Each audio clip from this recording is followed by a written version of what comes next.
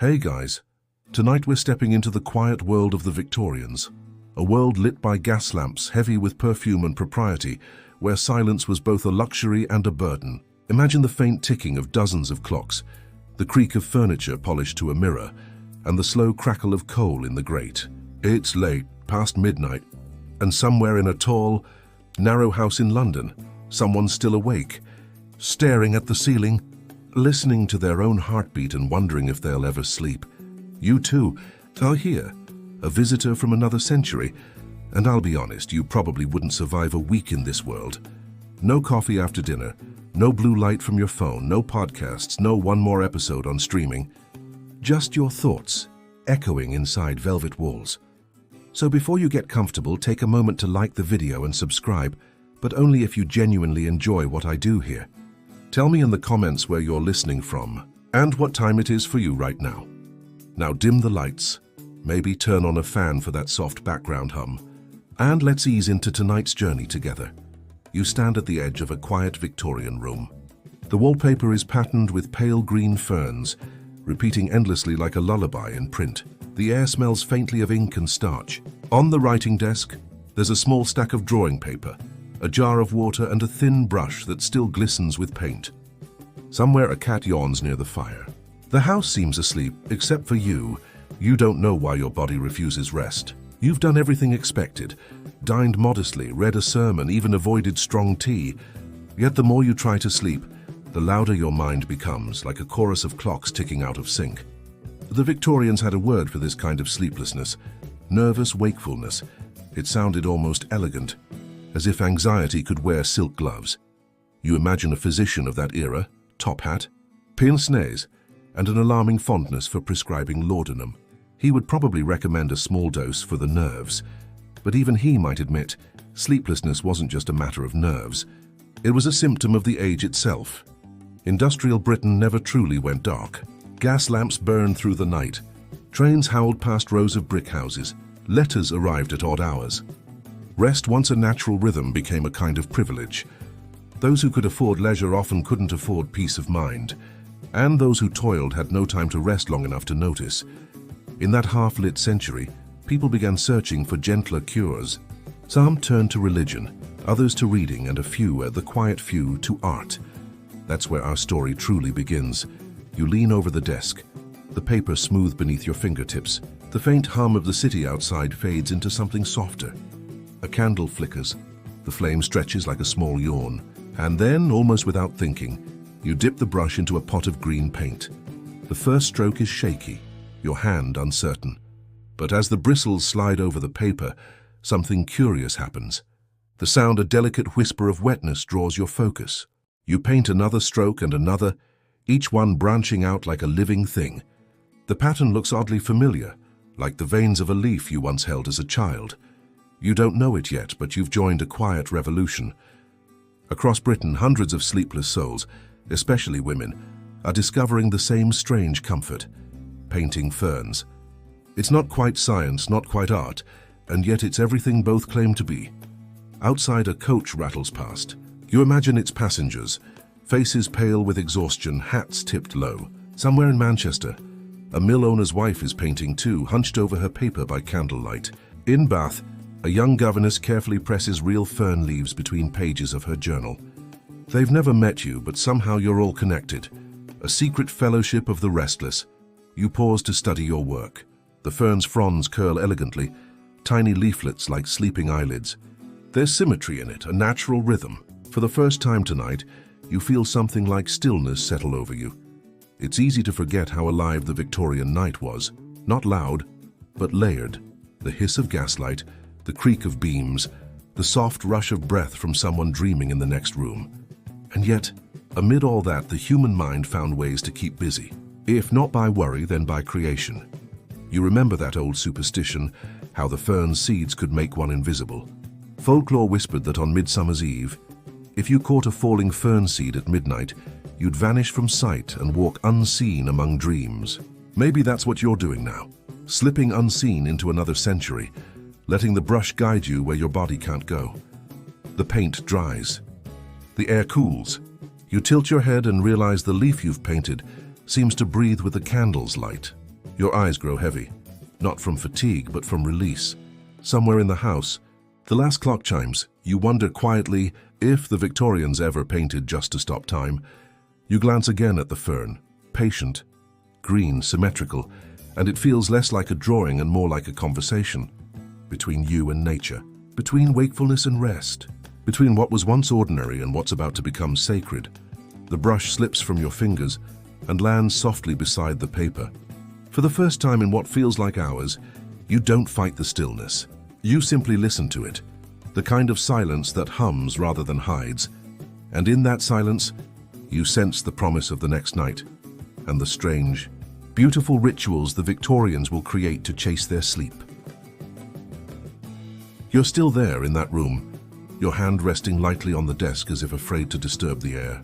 The fern you painted lies before you, a green whisper frozen in time. The candle is melted low, wax pooling like a slow clock. You glance at it, then at the window where dawn is no more than a pale suggestion behind the lace curtains, but sleep still lingers just out of reach.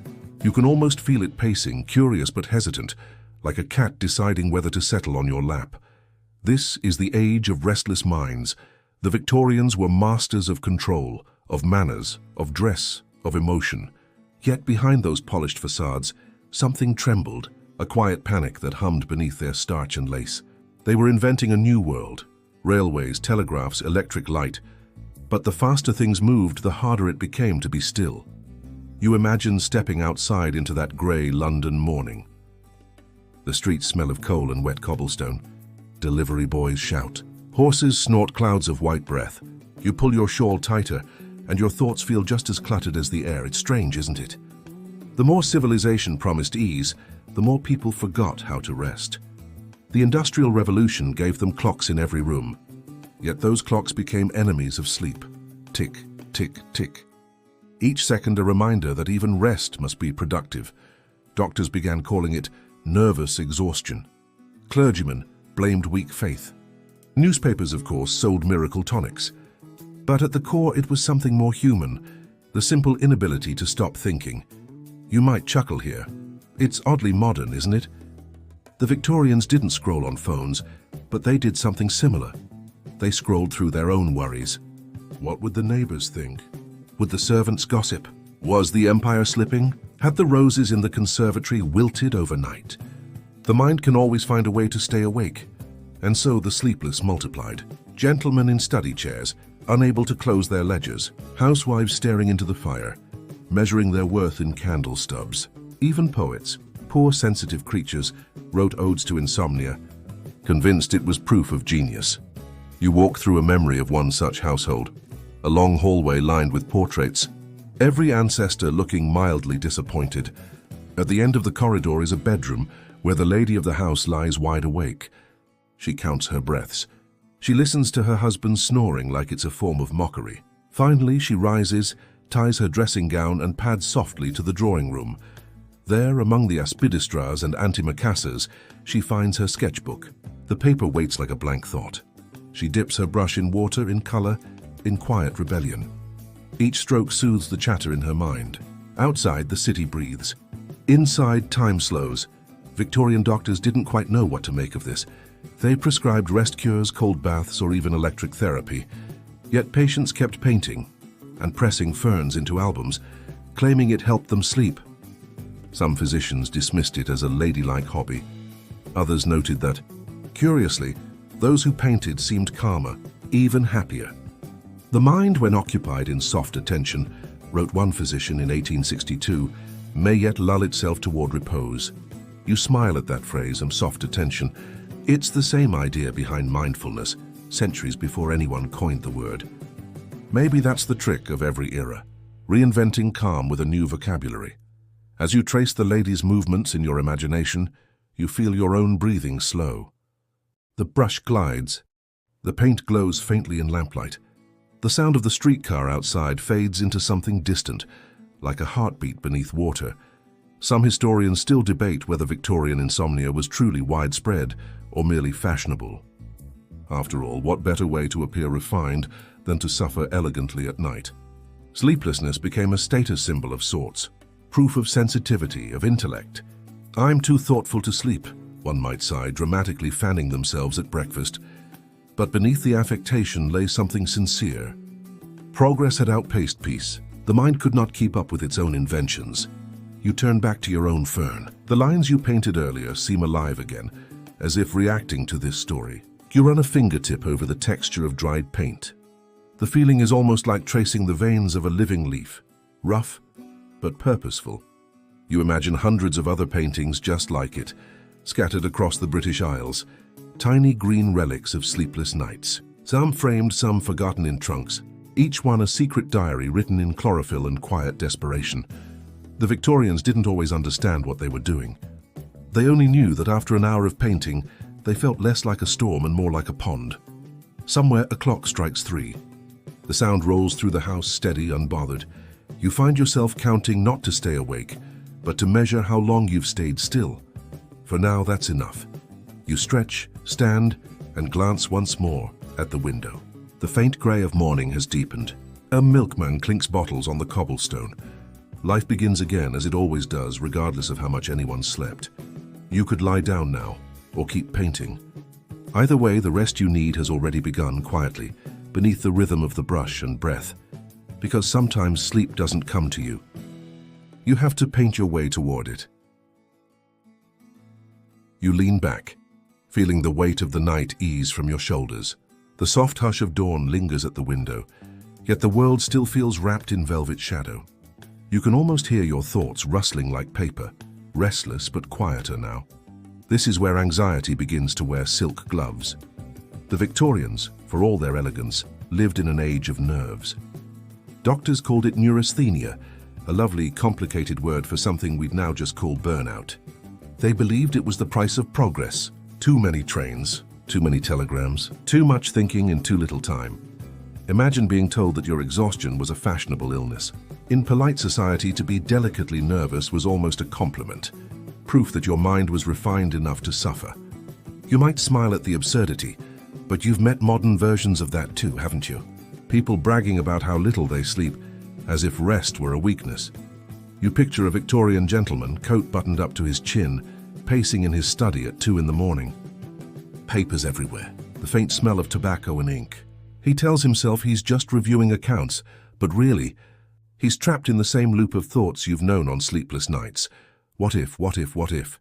His wife, meanwhile, lies in the next room, eyes open to the dark.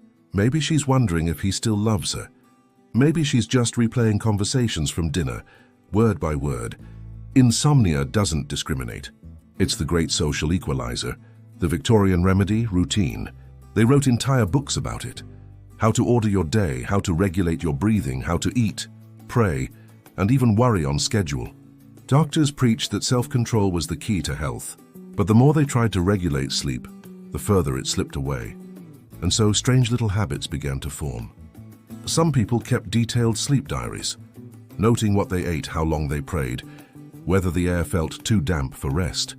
Others experimented with odd cures, mustard plasters, vinegar compresses, even small electric shocks to retrain the nerves. You wince a little at that. Let's just say Victorian self-care had range, but there were gentler methods too. Some found calm in embroidery, some in journaling, and some, the ones we keep coming back to, in the quiet art of fern painting. You can imagine it now. The brush sliding through watered pigment, the repetition of strokes, the faint scent of paint mixing with night air. It wasn't about creating something perfect. It was about surrendering to rhythm. That was their secret. Rhythm, not result, because, as one physician wrote in 1878, to lull the mind, one must give it the smallest possible task, a task that keeps it from eating itself alive. You can feel that truth in your fingertips as you trace the air above your own invisible brush. The Victorians didn't have neuroscience, but they had intuition. They knew that motion could heal thought, that silence could be music, that painting a leaf could quiet a storm. Still, not everyone approved. Some critics dismissed fern painting as idle femininity, claiming it distracted women from their duties. Others warned that it encouraged unfeminine independence, which, let's be honest, was probably the real concern. You laugh softly. It's funny how calmness can be rebellious. The idea that a woman sitting quietly with her brush could threaten social order says a lot about that century. But she did threaten it in her own delicate way. Every stroke was a refusal, to rush, to obey, to perform. And maybe that's why sleep came to her when it wouldn't come to others. Because she'd made peace not through submission, but through softness. You shift slightly, feeling the air move against your cheek. The story is quiet now, but you sense its pulse, like the faint ticking of a distant clock. Historians still debate whether neurasthenia was real or imagined. Some say it was the birth of psychology in disguise. Others think it was just a poetic name for loneliness. But either way, it left behind something strangely beautiful, a culture that turned restlessness into art. You picture the gentleman again, finally setting down his pen. He glances at his wife through the doorway. She's asleep now, sketchbook still open on her lap. The faint outline of a fern stretches across the page. As if drawn by moonlight itself, he steps closer, tilts his head and smiles, not because he understands, but because for once the house feels peaceful. You exhale, letting the quiet of that image settle in your chest. The Victorian night doesn't seem so far away anymore. You can almost hear its heartbeat, steady, slow, patient. You think of your own restless nights, the ones filled with screens and static, and wonder if you've just been missing a brushstroke. A sound drifts in, maybe the soft sigh of wind through trees, maybe the ghost of gaslight. The boundaries between now and then blur. You aren't sure whether you're still awake or dreaming, but it doesn't matter. You're here painting calm with your breath, because the truth is simple. Anxiety always dresses up in the fashion of its age, and peace is timeless. The fern craze doesn't hit you like a thunderclap. It unfurls softly, like a frond opening in the damp air of a greenhouse. You don't even notice at first. One morning, a friend of yours, let's call her Eleanor, invites you for tea, and as you sit down you realize her wallpaper has changed. Gone are the heavy damask patterns and dark florals. Now across her parlor walls, soft green shapes curl and spiral upward like whispers of breath. Ferns, everywhere. At first you think it's charming, maybe a little eccentric. But then, a week later, you see it again. Embroidered on handkerchiefs, printed on the covers of pocket journals, etched into silver teaspoons. The Victorians, it seems, have fallen completely and utterly in love with ferns. It starts, as many obsessions do, in the quiet corners of curiosity. Botanical societies publish illustrated guides. The ferns of Great Britain and Ireland becomes a runaway success. People start carrying glass cases into the woods, collecting specimens, pressing them into books. You imagine yourself doing the same, bending low under a canopy of dripping leaves, your skirts gathering dew, your breath visible in the morning chill. You pluck a frond with trembling fingers, holding it up to the light as though it's a secret message from nature herself. And, in a way, it is. The Victorians saw the fern as something deeply symbolic: purity, mystery, eternal youth. It doesn't bloom, doesn't shout for attention. It simply is, quietly unfurling in shadowed places. Maybe that's why it captivated them. In an age of industrial smoke and restless ambition, a silent green spiral felt like rebellion. You picture the drawing rooms of London now, polished mahogany tables, lace curtains, tea steaming in porcelain cups, and there, always a fern in the corner. Not a single fern, but collections of them, housed in delicate glass terrariums called Wardian cases. The air inside glistens with moisture, a miniature jungle humming with its own slow heartbeat. You lean closer, and your reflection wavers on the glass. For a second, it feels like you could step inside, shrink down and walk among the tiny fronds. The Victorians did something similar, though more metaphorically. They turned to ferns not just as decoration, but as escape. Because, and here's a curious truth, sleep was hard to come by in this age. Gas lamps burned late into the night. Trains howled through the outskirts of cities. Caffeine and conversation kept people wired long past dusk. You remember the restless tapping of spoons, the anxious hum of talk about progress, about empire, about invention. But beneath it all was an ache, a quiet longing for stillness. The fern somehow promised that stillness. There's an anecdote, half history, half rumor, about Queen Victoria herself receiving a gift. A fern pressed into a locket, carried close to her heart during periods of mourning. Whether it's true or not, no one knows for sure. Historians still debate it. But the image sticks. The most powerful woman in the world clutching a symbol of fragile calm. The craze spreads faster than fashion ever should. Shopkeepers sell fern albums, complete with special paper to preserve each delicate specimen. Stationers print greeting cards adorned with mossy borders and curling leaves. Even architects begin sneaking fern motifs into stonework, above windows, around doorframes, in the iron lace of garden gates. You chuckle softly. Imagine the chaos if Instagram had existed then. There'd be influencers posing beside Wardian cases, captions like, "Just a little morning dew aesthetic, fashion ferncore," and yet, the charm of it all is undeniable. People begin organizing fern gatherings, polite afternoons where guests compare pressed leaves, trade specimens, or simply sit and paint. The act of observation becomes an act of meditation. You can almost hear the soft scratching of pencils, the hush of breath as each guest bends closer to capture the symmetry of a frond. There's a story of a certain Mr. Lowe, a botanist who filled his house with hundreds of fern species, walls dripping with green, every surface alive. His neighbors thought him mad, but he claimed the air is purer in here, the mind quieter. You can't help but think he was onto something. The Victorians, after all, were masters of ritual. They turned everything, from morning to afternoon tea, into a ceremony. So when they couldn't sleep, they didn't reach for sleeping pills or lavender sprays. They created rituals of calm. And among the wealthiest, painting ferns became one of them. You imagine one of those long, restless nights. The fire has burned low. The city outside is silent, except for the occasional rattle of a carriage. A woman in a nightgown sits by her window, brush in hand, a small pot of ink beside her. She doesn't speak. The only sound is the gentle rasp of bristles against paper. Stroke by stroke, the image appears. A fern, delicate, deliberate, every vein mapped in silver light. It's not about art, really. It's about slowing the mind, matching breath to motion. Maybe she doesn't even look at the finished piece when she's done. She just sets down her brush, exhales, and for the first time all evening, feels the weight in her chest loosen. The next day, she'll frame it, maybe hang it by her bedside. A silent companion for the hours when sleep feels far away.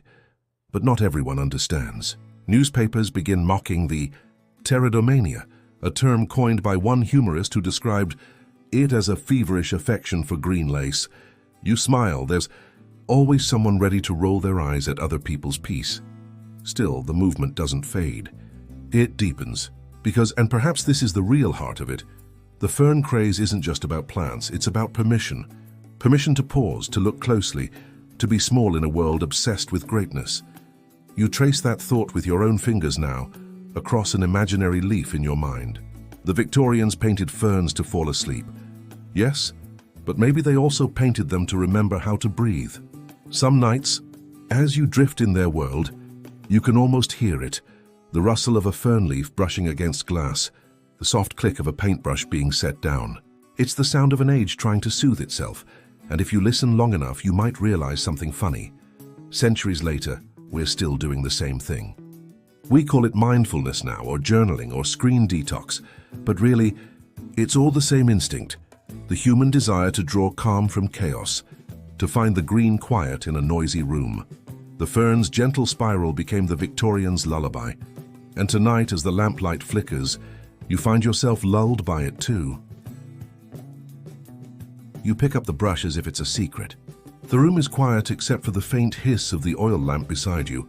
Its golden light breathes over the table, catching the curve of a glass of water, the edges of a paper sheet waiting like a held breath. Outside, the London fog presses softly against the window pane, muffling the world to a steady heartbeat. You dip the brush. The ink spreads, slow and deliberate. It's not really painting. Not in the grand, showy sense of art. This is smaller, humbler, almost private. You paint veins, curves. You follow the silent rhythm of fern leaves you've gathered earlier that day from a garden behind a church. Each stroke feels like an inhale. Each pause an exhale. The leaf in front of you seems to whisper, "Slow down." The Victorians believed that studying nature could train the mind toward calmness. Observation wasn't just science, it was moral therapy. Drawing then became a quiet kind of medicine. You can almost hear your own pulse syncing with the soft movement of the brush. Some people laughed at it, of course. There were critics who said that painting ferns was a frivolous female pastime. But you know better. The women and men who painted leaves at midnight weren't chasing trends. They were learning how to be still in a world that wouldn't stop buzzing. The ferns themselves were excellent teachers. Their symmetry was mathematical yet soft. Their patterns seemed endless but never chaotic. To trace one with ink was to enter a gentle labyrinth of focus. A wrong line didn't ruin it. It simply became part of the pattern, like a thought you let drift and return. You can smell the ink now, iron gall, slightly metallic, slightly sweet. It mingles with the damp scent of pressed plants and the faint smoke of coal drifting from distant chimneys. Somewhere in the house a clock ticks, a sound so steady that it feels like part of your own breathing. Sometimes you imagine you're not alone. Maybe another person sits across from you, someone you'll never meet in another street, another city, painting their own fern at this exact hour. There's comfort in that thought, that a whole unseen society of sleepless souls might be dipping their brushes into quiet, and there's history in every stroke too. Botanical illustration was once the domain of explorers, scientists, men with Latin names on the spines of their books. But in drawing rooms and parlors, women reclaimed it, turning study into solace. One woman in Bath, records say, filled more than 20 albums with painted ferns, each one labeled, noted, pressed and copied, though she never sold a single page. The journals were discovered long after her death, bound in green silk, edges darkened by candle smoke. The historians who found them describe the work as uncommonly precise, but you can tell, looking at those pages in your imagination, that precision was never the point. The brushstrokes are patient, the colors muted, a quiet rebellion against speed. Sometimes, while painting, your mind drifts. You think of the fern's secret geometry, the way each leaf contains smaller versions of itself, spiraling endlessly inward. It feels like an echo of thought itself. You remember a scholar once saying that the Victorians saw ferns as a symbol of infinite design. That makes sense. When the world feels too large, you turn to something small but perfect. There's a rumor that some doctors recommended fern drawing as a treatment for hysteria. It sounds absurd now, but you can see why it worked. In an age when women were told to suppress emotion, here was a task that required both precision and emotion in equal measure. A perfect silent balance. You pause to stretch your fingers. They ache pleasantly. Your brush hand is smudged with black. You don't wipe it off. The mark feels honest. On the page, the fern begins to take shape. A long arching stem, delicate pinny unfolding like eyelashes. You trace each leaflet carefully, then add the faint veins, each one like a sigh written in ink. You think about how ferns reproduce through spores, invisible to the naked eye. To the Victorians, this was almost mystical. Before microscopes could reveal the truth, many believed ferns had no seeds because they were magical. Plants born from moonlight and mist. Invisible children, one poet called them. Maybe that's why people found them so comforting. They represented life that could exist quietly, unseen, without noise or spectacle. And for those trapped in the social noise of Victorian respectability, that was a fantasy worth holding on to. You hear the faint echo of footsteps outside your door, perhaps a servant passing with coal, or the wind shifting in the hall. You don't move. The world outside your small circle of light feels distant, unreal. The brush glides again. There's a letter from 1872 that describes a similar scene. A woman writing to her sister about the peace that comes after 2 hours of sketching leaves, when all else fades away. She ends the letter with a line that feels like a whisper across time. It is as if the ferns remember what I forget. You feel that too. Your eyes begin to blur slightly, not from exhaustion, but from a strange, pleasant focus. It's the same feeling you get when you stare into the glow of a candle or listen to rain for too long. The world softens at the edges. Your heartbeat slows. Maybe that's the real reason they did it. Not to make art, but to make sleep. The Victorians didn't have white noise machines or guided meditations. They had silence, paper, and the slow rhythm of brush and ink. You think about the irony, how modern people now pay for apps that teach mindful drawing or slow art, not realizing it's the same ritual, repackaged a century later. You laugh quietly. If a Victorian ghost walked into a modern wellness store, they'd probably recognize everything except the price tags. But jokes aside, there's something timeless about this ritual. You feel it in your fingers now. The ink drying on your skin, the smell of damp greenery, it's all grounding. The kind of grounding that doesn't require faith or theory, just attention. You sign your initials in the corner of the page. Not proudly, not even for recognition, just as a small gesture of closure. The fern glows faintly in the lamplight, each line alive, trembling as though the paper itself breathes. You lean back. The room hums softly with the sound of the night beyond the window.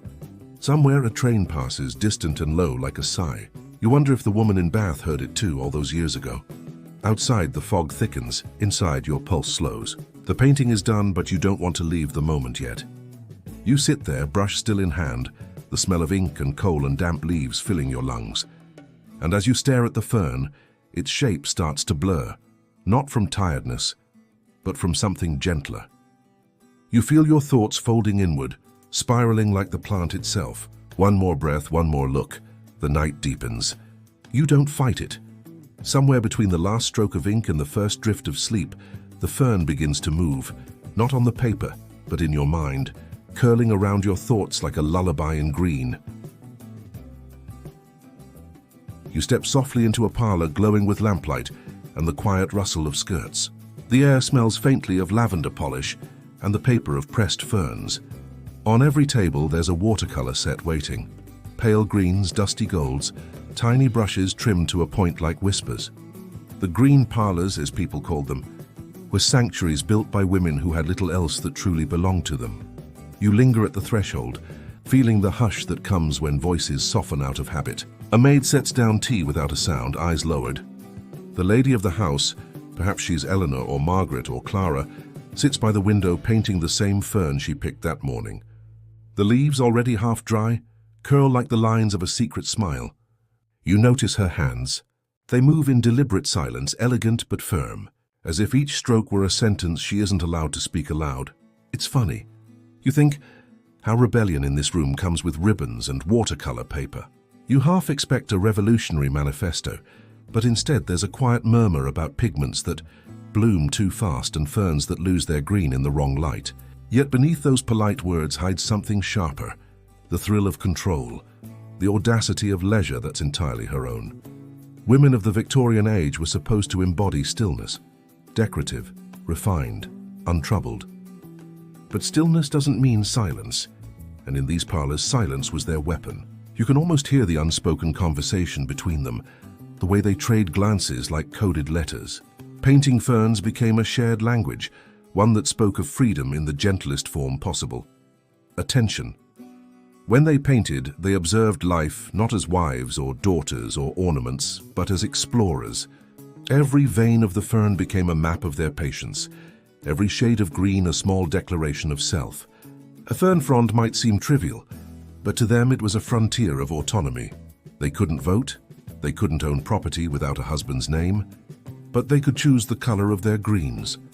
One lady writes in her diary, you remember this from a letter tucked inside an old sketchbook, that she feels seen by no one, yet utterly free when she paints. Historians still debate whether these drawings were merely fashionable pastimes or quiet acts of defiance. But you, standing here, can sense it in the way the women's laughter barely escapes their lips. They aren't just filling albums. They're carving out time that no one can claim. There's an odd beauty in how constraint births creativity. The corset cinches, but the brush flows. You imagine one woman giggling softly as her fern turns out slightly crooked. She calls it rebellious, and the room ripples with soft amusement. It's a small, harmless kind of laughter, the sort that won't make the newspapers, but might just make the heart a little braver. And oh, the detail. That's what mesmerizes you. They talk about the fronds like poets. This one curls like a sleeping cat, one says. This one opens like a secret told too soon. You'd almost think they were gossiping, except their subject is a plant. Yet maybe that's the trick. Turning gossip into art, art into whisper, whisper into resistance. There's something mesmerizing about how they breathe while painting, shallow, steady, almost meditative. You notice how one woman dips her brush, lifts it, hesitates. She waits for the pigment to pool just right before letting it fall. That pause, that exquisite pause, is where her power lives. The rest of the world rushes. She chooses not to. At some point, a man, perhaps a husband, perhaps a visiting cousin, enters the room. The women instantly lower their voices, as if the ferns themselves demand discretion. He compliments their hobby, calls it a gentle amusement, and leaves with the self-assurance of someone who's missed the entire point. When the door closes, the laughter returns, softer, sweeter, more dangerous in its quiet. You can't help but smile. There's a tenderness to it all. The irony, of course, is that while society feared women thinking too much, these women were learning the language of observation, the foundation of all science and art. Their paintings were acts of noticing, and noticing is never neutral. To study something so closely is to love it on your own terms. Some of their Fern albums still survive, tucked in museum archives or private collections. Leaf after leaf, page after page, each labeled in delicate handwriting, Ethereum filix femina, Adiantum capillis veneris, the lady fern, the maidenhair. Even the names feel conspiratorial, feminine, fragile, yet enduring. You imagine a curator handling those pages now, gloved fingers trembling slightly. Perhaps they can still smell the faint perfume of pressed petals and ink. Outside the parlor, the city hums with carriages and coal smoke. The air is thick, the night's long, but inside, there's only the sound of soft bristles brushing paper and the slow rhythm of women breathing in unison. Time for once belongs to them. If you listen carefully, you can almost hear one of them whisper, "This one's for me." It's barely audible, a confession, a vow, or maybe a prayer. You realize then that the act of creation, however small, was their lullaby. In a world that demanded constant decorum, they found rest not in obedience but in focus. Your eyes trace the patterns on the wallpaper, ferns there too, stamped in faded green. You chuckle quietly. It's like the plants themselves were conspiring with their painters, spreading across fabric, paper, porcelain, invading the domestic world that once confined them. Maybe the fern was never just a plant. Maybe it was a mirror. The hour grows late, the lamp oil burns low, and one by one the women begin to pack their brushes. The last to leave pauses by the window, staring out into the mist. Her reflection merges with the fern's silhouette against the glass, a quiet symmetry. She smiles faintly, as though she knows that in another century someone, you Tat, will stand here, imagining her peace. You exhale, realizing you've been holding your breath. The room is empty now, but the stillness hums with memory. Somewhere in that quiet, the truth lingers. Even the gentlest hands can hold rebellion. And maybe you think that's why their art feels so calm, because it wasn't just about the fern. It was about claiming the right to rest, to exist softly yet fully, to make something beautiful without needing permission. The paint dries, the air cools, and you can almost hear the faint brushstroke echo through time, a whisper from one sleepless soul to another. The night deepens, and you follow the faint sound of glass vials clinking somewhere beyond the parlor walls. The air shifts, no longer scented with watercolor and pressed ferns, but something sharper, a hint of alcohol, lavender, and something metallic you can't quite name. You push open a narrow door and step into a small Victorian study cluttered with instruments. Brass magnifiers, dusty microscopes, tiny scalpels, and sketches of fern spores pinned beside sentimental poems written in cursive. It smells like the crossroads between science and longing. You can almost picture the owner, perhaps a gentleman botanist with ink-stained fingers, or a lady who collects specimens in secret because polite society doesn't expect her to know the Latin names of anything. In this room, the line between science and sentiment has thinned to a translucent membrane. Each labeled vial reads like a love letter: Polypodium vulgar, Pteris cretica, Asplenium trichomanes. It's the language of order and obsession, of cataloguing beauty so it never escapes. You lean closer to the table where a microscope sits, aimed at a sliver of fern frond pressed between glass slides. Under magnification, it looks almost alien, tiny spiral structures called sori, each holding the potential for life. The Victorians believed these were the keys to understanding nature's secrets, proof that even the smallest fragment held purpose. You imagine someone whispering, "See?" The world breathes here too. But alongside all that fascination was a peculiar tenderness. The Victorians were nothing if not emotional scientists. They measured, dissected, and classified, but they also wrote poetry about it. Many botanists kept journals that shifted from field notes to heartbreak within the same paragraph. You might find a line like, "The spores failed to sprout this spring, as did my patience with silence." Science blurred into sentiment. Sentiment disguised itself as data. You glance at a collection of delicate fern prints pinned on the wall. Each one bears the same curious mixture of precision and devotion. One hand steady with the rigor of taxonomy, the other trembling slightly. Not from fatigue, but from feeling. These were people who couldn't separate curiosity from affection. For them, studying nature wasn't cold inquiry. It was a kind of worship. Somewhere in your head you hear the ticking of that eternal Victorian clock again. Not just time passing, but thought itself, restless and measured. The age demanded that everything be categorized, and yet the more they tried to confine the world into tidy drawers, the more mystery they found spilling out. You smile at the irony. It's like alphabetizing your emotions and realizing you've created a new language by accident. Among the papers you notice a letter addressed simply, "To whoever finds this fern beautiful."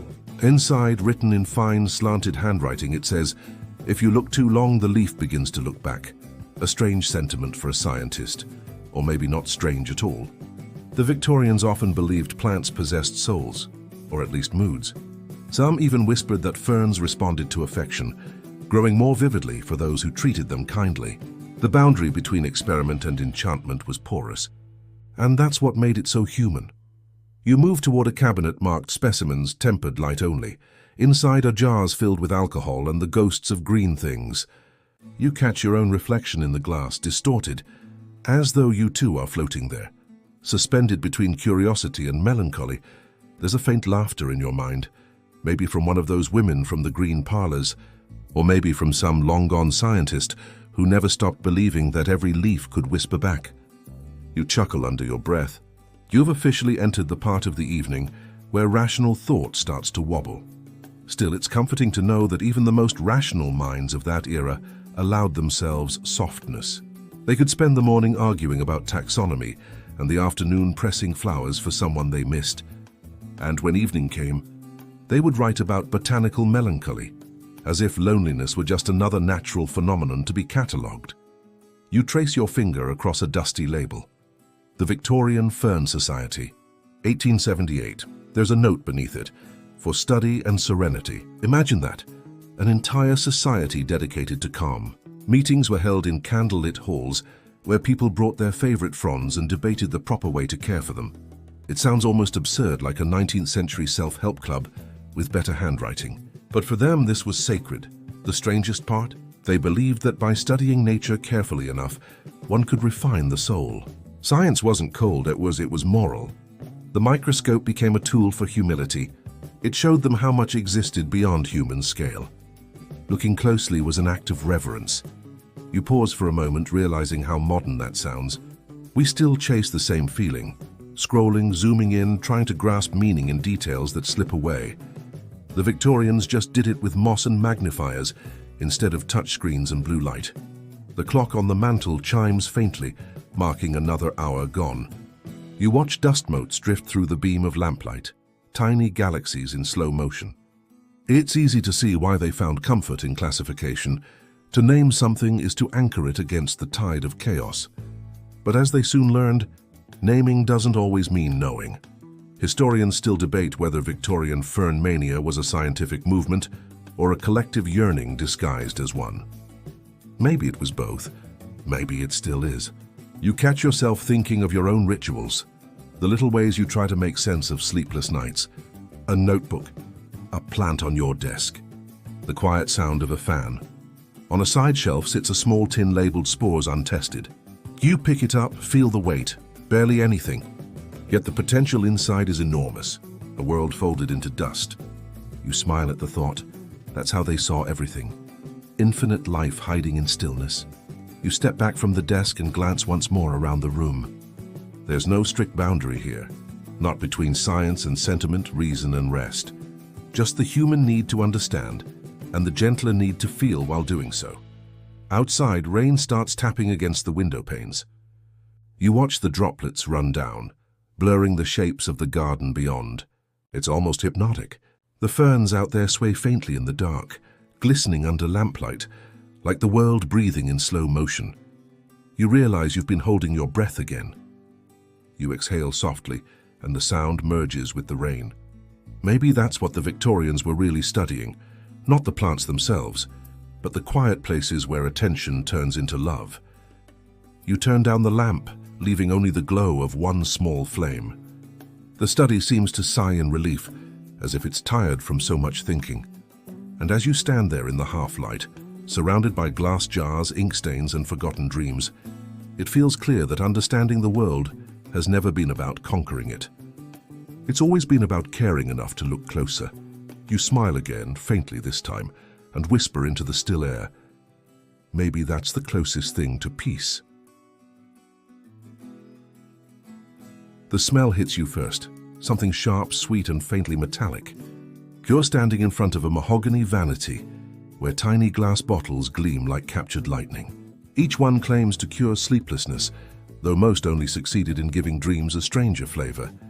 The Victorians didn't just struggle to rest, they experimented with ways to force sleep to obey, as if the body were another clock to wind up and set aside. One label reads, Dr. Smythe's Gentle Restorative. It's made with laudanum, a syrupy mix of opium and wine, and just a touch of lavender for elegance. Another promises peaceful slumber in 2 sips, laced with chloroform and something called essence of valerian. You can't help but think, if this was their version of chamomile tea, no wonder half of them woke up seeing angels. You pick up a tonic bottle, the liquid glinting faintly gold. Real gold, in fact. A few flakes to restore vigor to the nerves, the advertisement said. The Victorians loved that phrase, the nerves. It explained everything from a bad marriage to an existential crisis. Doctors prescribed electricity, magnetism, or gold tonics to calm the overstimulated nervous system. Some historians still debate whether these were placebos or quiet poison. You picture a sleepless woman in lace nightwear, her pulse thrumming in the candlelight. She takes a measured sip of golden tonic, feeling warmth rise through her chest like false comfort. "This will make me dream," she whispers. But instead she lies awake counting the tick of the mantel clock, heart racing from the opiate hum. A laugh escapes you, soft, half nervous. You've probably scrolled TikTok at 3 a.m. instead of drinking liquid gold, but it's the same impulse, isn't it? The modern brain still believes there's a potion, a playlist, or a setting somewhere that will make sleep behave. You trace your finger along another bottle, Mrs. Winslow's soothing syrup. It was sold for babies, yes, babies, and contained morphine. 1 teaspoonful for tranquility, the label said. Many parents didn't realize they were dosing their infants with narcotics.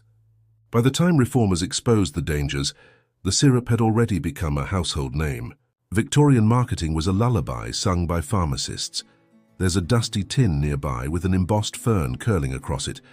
Inside dried tea leaves, or so you think. But when you open it, a scent of camphor and something herbal drifts up, almost too strong. It's sleeping tea, a mix of hops, lettuce, and sometimes a whisper of opium poppy. People brewed it late at night, believing it aligned their heartbeat with the rhythm of plants. Some diaries mention how they could hear the garden breathe afterward. You imagine the stillness, the glow of an oil lamp, the slow swirl of tea steam, a ritual as fragile as trust. Of course, not all cures came in bottles. There were electric sleep masks, tiny devices that sent faint currents through the temples, and sleep chairs with adjustable angles, promising to encourage the natural flow of rest. You might laugh, but your modern ergonomic pillow isn't far removed from the same dream. Control disguised as comfort. A newspaper clipping from 1883 catches your eye. It tells of a sleep exhibition in London, a strange public show where doctors demonstrated the power of new sedatives. Spectators watched volunteers fall asleep under the influence of ether vapors, as though slumber were a trick to be performed. Some clapped when a subject began to snore. Others whispered fears that the soul might not return from such chemical journeys. The Victorians flirted with science like a lover, curious, cautious, and just a bit reckless. You can almost hear the whispering in that room, the flutter of skirts, the fizz of gaslight. Someone coughs, someone sighs. The doctor lifts his vial like a priest raising a chalice. Then the slow descent, eyelids drooping, heads tilting, an audience applauding not life but the temporary illusion of rest. And yet, behind all that spectacle was loneliness. For many, these tonics were not indulgence but necessity. Industrial life had rewired everything. The pace of work, the buzz of machines, the glow of new technologies that stretched the night beyond its natural boundaries. When the stars no longer dictated when to sleep, people turn to chemistry to replace the lost rhythm. You look again at the fern motif on that old tin and realize how it ties back to what came before. The stillness, the painting, the slow brushstrokes that mimicked breath. While one world reached for bottles, another reached for leaves. The same sleepless longing, two different remedies. Some historians still argue whether the Victorians' obsession with tonics was an act of faith or fear. Faith that science could soothe what the spirit could not, or fear that without such tools, they might be forced to confront their own minds in silence. Maybe both. You glance at your reflection in the glass cabinet. The lamplight flickers across your face, just as it once did across theirs. Would you have been one of the painters, sketching ferns in quiet defiance? Or one of the night drinkers, sipping gilded medicine in search of oblivion? Outside, the imaginary London rain falls softly against the window. You can almost feel the chill through your sleeves, hear the rhythmic patter blending with the ticking clocks. A strange comfort hums through the room, as if history itself were exhaling. You think of one last tonic, never bottled, never sold: time. Every generation invents its own cure for sleeplessness, but time remains the gentlest sedative of all. It erodes anxiety grain by grain, until the body can't help but rest. And as you imagine those restless Victorians lying beneath heavy quilts, their breath fogging the night air, you realize they weren't so different from you, searching for quiet, for something to sip, for something to hold while waiting for the mind to soften. Your eyes linger on the label that reads, "For dreamless sleep." You smile. Dreamless isn't the goal, is it? Maybe what we all crave isn't to stop dreaming, but to dream safely and without the noise. The lamp flickers again. A shadow of fern leaves sways on the wall, as though painted by unseen hands. You blink once, twice, and the shapes seem to breathe. Somewhere in the hush, you swear you hear a faint whisper, maybe from the leaves, maybe from time itself, promising that the body, too, will learn to rest. And you exhale slowly, letting the scent of old tonics and rain fade into something softer. The bottles shimmer once more, then blur into the dark. It starts with a whisper, not the kind that comes from another person, but the soft murmur of leaves brushing against your thoughts. You can almost hear it now, faint like the hush of fabric over wood, or the slow turn of paper in a forgotten book. In the stillness of a Victorian night, when the lamps burned low and the clocks began their patient counting, some swore they heard the ferns breathe. You glance toward the shadowed corner of the parlor, where a great Boston fern sits in its cast-iron stand, its fronds arched downward like tired arms at rest. The room smells faintly of soil and candle wax. Outside, the drizzle presses against the window, and somewhere a carriage wheel hisses on wet stone. You close your eyes for a moment, and the line between plant and presence begins to blur. Victorian folklore held that ferns were not just decorative, they were living companions, keepers of calm. People said a healthy fern meant a peaceful home, and a withering one foretold emotional unrest. There's something both poetic and eerie about that idea. Your mood mirrored in green. In country tales, the fern was said to bloom only once a year, on Midsummer's Eve, and whoever found its invisible flower would gain the power to understand the language of all living things. Of course, no one ever saw a fern flower. Botanists insisted such a thing was impossible, but others whispered that it was invisible to the eye, visible only to the soul that had learned stillness. The flower hides from haste, one diary reads. It appears only to those who no longer chase it. You imagine a sleepless woman sitting near her fern, staring through its lace of leaves. She can't sleep. Her mind hums with half-formed thoughts and polite anxieties. So she listens. The wind sighs through the chimney, and the fern's leaves tremble almost rhythmically. She tells herself it's the plant breathing. She tells herself it's a friend. Some historians still debate whether these quiet rituals were spiritual or psychological, a primitive mindfulness practice wrapped in superstition. But maybe that's missing the point. To the Victorians, nature was both medicine and metaphor. The fern didn't need to talk. It only needed to exist in stillness, teaching by example. You run your hand along one of its imagined fronds. It's cooler than you expect, almost damp. You can smell the mineral scent of soil and water, a reminder of things older than cities. In the dimness, you swear you see it shift ever so slightly toward you. It's nothing, you tell yourself. But you don't move away. There's a story from a small town in Wales about a woman who claimed her fern sang her to sleep. Neighbors dismissed her as fanciful, until one night they too heard a soft humming through the window, like wind through glass pipes. The next morning the fern was gone, just a small pile of damp earth on the sill. A myth, perhaps, but in a world where everything, love, grief, exhaustion, had to be hidden behind manners, even myths became company. Another account, from a gentleman's journal in 1879, describes a peculiar sensation of comfort when sleeping in a fern-filled room. He wrote, "It is as though the air itself is filtered of worry, and one's thoughts slow to match the rhythm of growing things. Modern scientists might call it humidity and oxygen balance, but you prefer the old explanation, that plants lend you a little of their calm when you have none left. You take a slow breath, imagining the night thick with chlorophyll and dreams. The ferns along the windowsill seem to lean closer, as though listening back. You can almost believe they remember everything, every confession whispered into the dark, every restless breath drawn between candle flickers. You think of how strange it is that sleep, too, is a kind of photosynthesis in reverse. The body turns darkness into restoration. Maybe that's why Victorians placed plants near their beds, to share that silent exchange. The human exhales what the fern inhales. The fern exhales what the human needs. They're a perfect partnership, wordless and kind. In some drawing rooms, people began naming their ferns. Miss Emily, Gentle George of the Green Guest. Guests would chuckle, but the name stayed. There was tenderness in that, a recognition that stillness could have a personality. You think of how we name our phones now, our cars, our algorithms, as though needing a heartbeat behind the hum. Maybe not much has changed. Then there's the story of the sleeping fern. Certain species would fold their fronds at dusk, as if bowing goodnight. Children used to sneak into parlors to watch it happen, their breath fogging the glass terrariums. To see a plant rest was proof that rest itself was natural, not indulgent. The lesson was quiet but clear. The world does not need you to be awake all the time. You smile, thinking how that advice would break the internet today. Go to bed because even ferns do. You'd probably scroll past it. There's a faint creak from the ceiling, like old wood exhaling. The air thickens.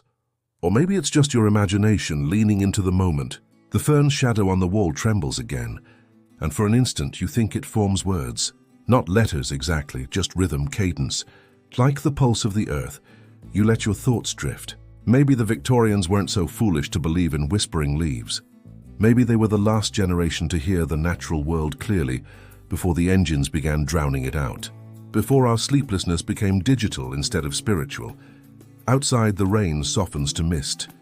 The house settles into its night rhythm. Wood ticking, fabric sighing, the faint rustle of unseen life. You realize your own breathing has slowed to match the imagined ferns. Inhale, exhale. Inhale, exhale. For a moment it feels like the room itself is breathing with you. The whisper returns, softer now, less a sound than a presence. You can't tell if it's real or the echo of your own pulse. Either way, it's comforting. You let it wash over you like warm wind through tall grass. The Victorians might have called this communion, the moment when the boundary between person and plant dissolves. Scientists might call it suggestion, but to you it just feels like peace. The fern bends slightly as though acknowledging your thoughts. And just before you drift too far, you hear or imagine a voice as light as dust on glass. Sleep now. You are part of the quiet. You smile into the dark, letting that thought root somewhere deep where memory meets dream.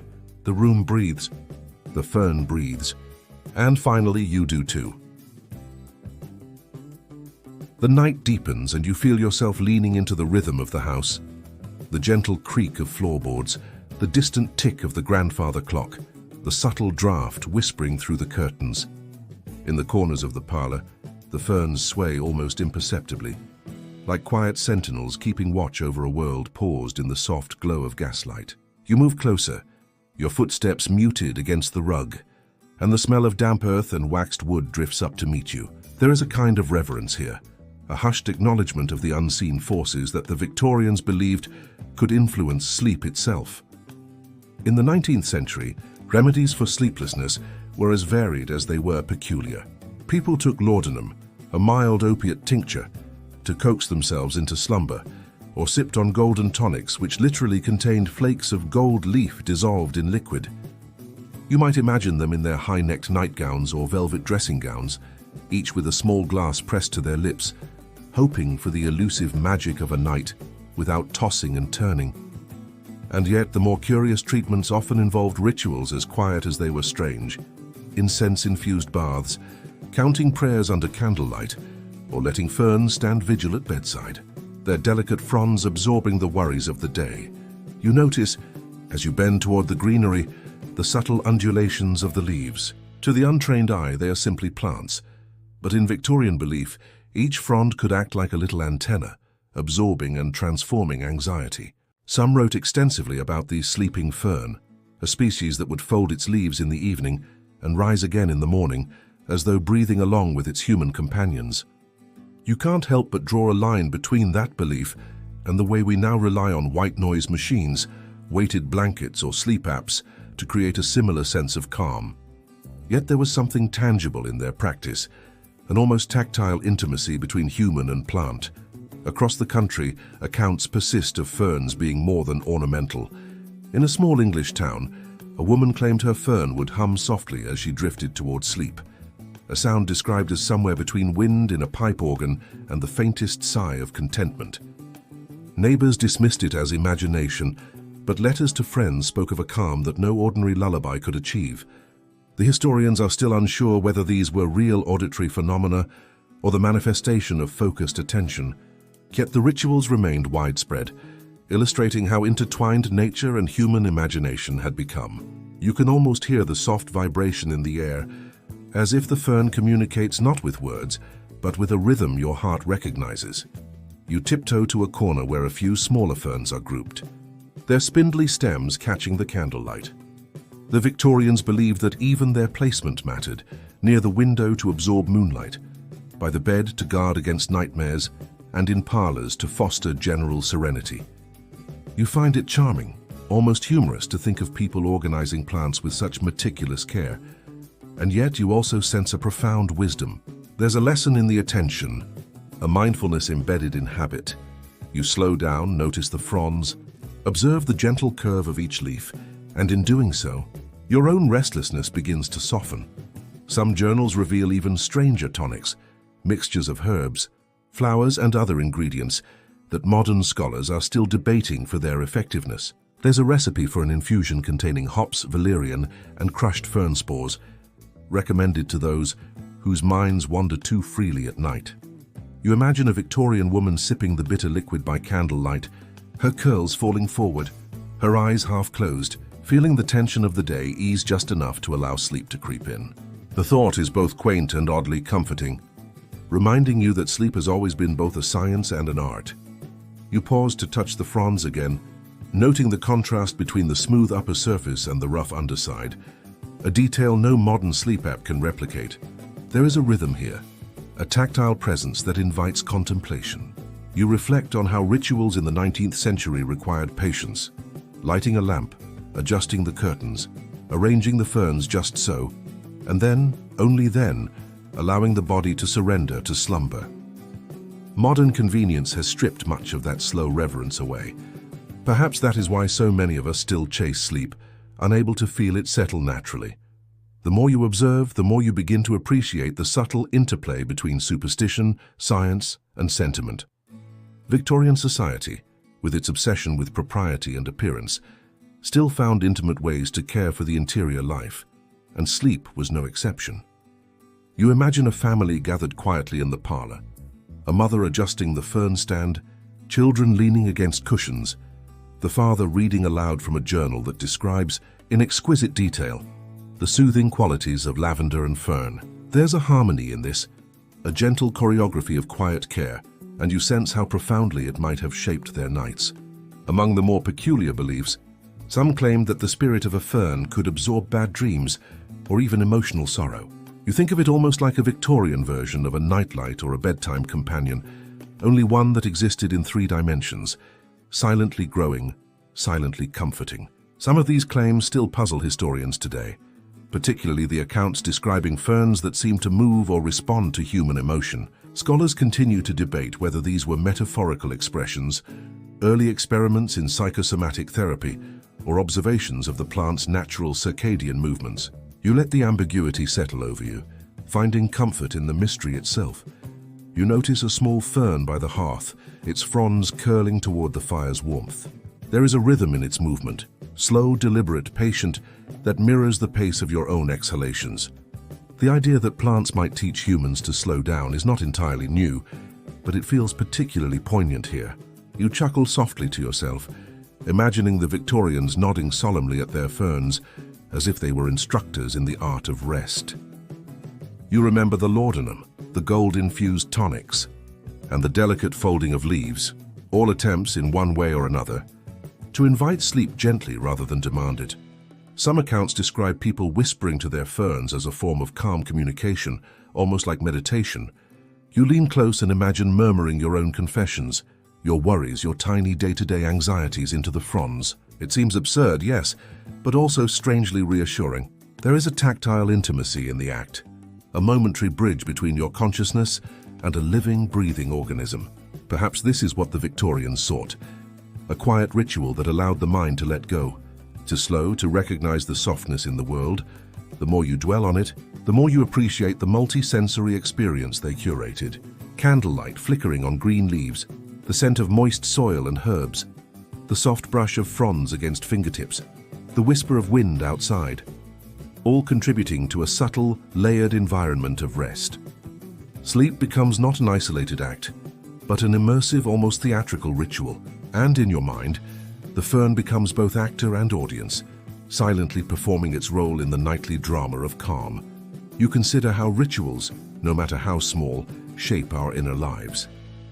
The placement of a fern, the timing of a tonic, the reading of a journal, the careful adjustment of pillows and blankets. Each act, minute and deliberate, becomes a practice of tending not only to the body, but to the mind. Historians still debate the efficacy of such rituals, but perhaps that is beside the point. In the quiet there is intention, and in intention, a form of comfort that transcends empirical measurement. The room darkens further as the last flicker of candlelight dies, leaving shadows that stretch like gentle fingers across the walls. You feel your body respond, slower now, more attuned to the gentle rhythm around you. The fern remains patient and still, offering a presence without judgment. And in that presence you sense a shift, the kind of soft, imperceptible drift that precedes deep sleep. With one final exhale, you allow yourself to melt into the stillness, feeling the gentle pull of night, the faint heartbeat of the house, the whisper of leaves brushing against your thoughts. And as you do, you realize that for the Victorians, as for you now, rest was never merely about closing the eyes. It was about inhabiting a world, small and quiet, that invited the soul to settle.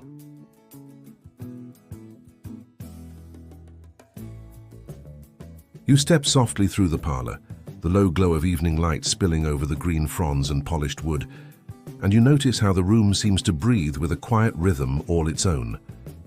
The air carries the faint scent of ink and paper, and you are drawn toward a table where a small stack of delicate papers lies in neat disarray. These are letters and journals, the intimate records of lives lived in the shadows of societal expectation, yet infused with the private joys and small rebellions that color human experience. You run your fingers lightly over the edges of the parchment, feeling the slight texture that modern notebooks cannot replicate, and for a moment, you imagine the hands that held these pages, the ink-stained fingertips, the careful formation of letters meant to be both private and expressive. There is a quiet intimacy here, a whisper across time, inviting you to slow down and inhabit a world that moves with a deliberate and gentle pace. In Victorian times, letters were far more than mere communication. They were a lifeline, a way to convey thoughts and emotions that could not safely exist in spoken conversation. You can picture a young woman sitting by the window, candlelight casting shadows over her writing, pen poised as she composes lines meant to capture fleeting emotions, or a scholar recording observations of plants and people alike, trying to reconcile curiosity with propriety. The act of writing itself became a ritual, an exercise in mindfulness. As ink flowed carefully from pen to page, each word weighed and considered. Some letters included sketches of ferns, flowers, or rooms arranged just so, creating an intimate, multi-sensory experience for the recipient. It's curious to think that in an era without instant messaging or voice memos, people still found ways to share their inner lives with vibrancy, albeit slowly, with patience as a built-in companion. You lift a folded letter, and the faint scent of lavender wafts upward, as though time itself has pressed the fragrance into the fibers of the paper. Many Victorians tucked herbs or small charms into correspondence, a practice both comforting and mysterious. You notice little annotations in the margins, small drawings that seem to breathe life into the words, transforming simple letters into private art pieces. You smile, thinking of modern readers who might consider an email merely functional, stripped of such tactile and olfactory layers. And yet the intent remains similar, a desire to communicate, to soothe, to bridge distance with something tangible. Scholars still debate whether such practices were driven more by superstition or by genuine emotional need, and the ambiguity lends a quiet magic to the pages before you. As you continue exploring, you encounter a sleep journal, filled with neat lines of daily reflection. Each entry chronicles the struggle to find rest, interwoven with moments of observation, snippets of dreams and notes on remedies attempted the night before. You read of teas sipped in the late evening, of laudanum taken sparingly, and of ferns arranged near the bed in the hope of absorbing restless thoughts. One particularly detailed account mentions a small nocturnal ritual, counting the fronds of a fern, observing the way they fold as darkness deepens, as if aligning one's own breathing with the quiet rhythm of nature. You can almost hear the faint scratch of pen on paper as you imagine the writer hunched over their desk, and you feel a similar stillness settle over yourself, the room and its history acting as a gentle lullaby. There is something intimate about reading another person's private reflections, a sense of walking alongside someone's inner life without being seen. You note the subtle humor tucked between the lines, complaints about sleepless neighbors, quips about overly complicated remedies, or the occasional ironic observation about societal expectations. You smile softly, recognizing a universality across time. Even when surrounded by velvet curtains and polished wood, human restlessness persists, and humor becomes a small relief. The journals often mention the tension between obligation and desire, recording moments when etiquette and propriety clashed with personal comfort. Historians still debate the exact impact of these private rituals on mental well-being, yet the care with which they were conducted suggests a profound awareness of the mind-body connection. Long before modern psychology codified such ideas, you notice that many entries detail the environment as much as the inner life. References to candlelight flickering on walls, the arrangement of ferns near windows, or the careful positioning of chairs and cushions reveal an attention to the interplay of space, light, and mood. It strikes you as charming, almost amusing, to consider the lengths to which these practices were refined, and yet there is a logic embedded in the effort.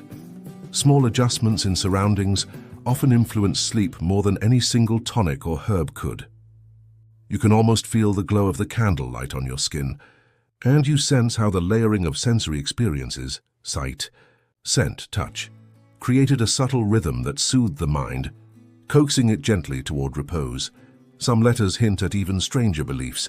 A correspondent once describes placing a small mirror near a fern, convinced it would reflect away bad dreams, while another recounts whispering wishes into the fronds to ensure peaceful sleep. You chuckle softly, imagining the earnest care with which these acts were performed, yet there is a kind of poetry in their absurdity.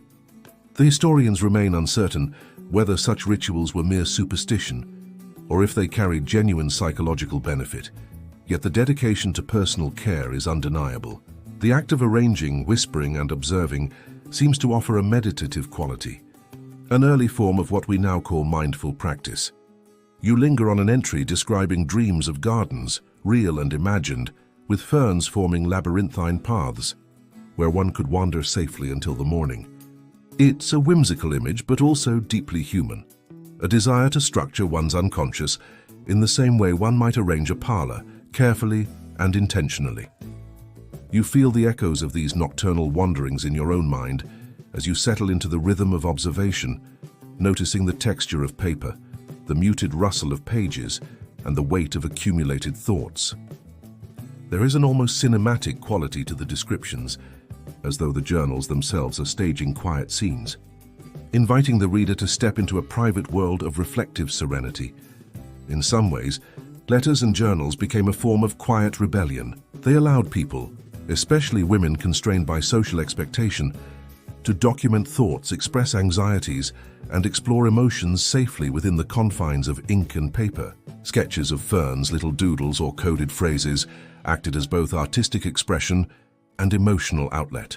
You trace a finger over one particular illustration, a fern frond curling in an elegant arc, and feel a connection across time, as though the hand that drew it had reached out to touch your awareness, offering reassurance, humor, and companionship in one delicate gesture. The historians continue to discuss the extent to which such creative acts constituted real social defiance, but the effect on personal tranquility is clear. These small rebellions allowed the mind a space to breathe. You notice recurring references to nighttime sounds, the ticking of clocks, the whisper of the wind, the faint croak of distant frogs, all recorded meticulously as if part of a sleepscape. The Victorians seemed attuned to the subtle orchestration of their surroundings, and you feel a similar attunement growing within yourself. Perhaps the repeated noting of sounds served as a form of meditation, a way to align attention with rhythm, echoing modern practices of mindful listening. The journals convey a gentle humor as well. Comments on creaky floorboards or the neighbor's dog interrupting sleep. Tiny acknowledgements that life, no matter how orderly one tries to make it, always sneaks in unpredictably.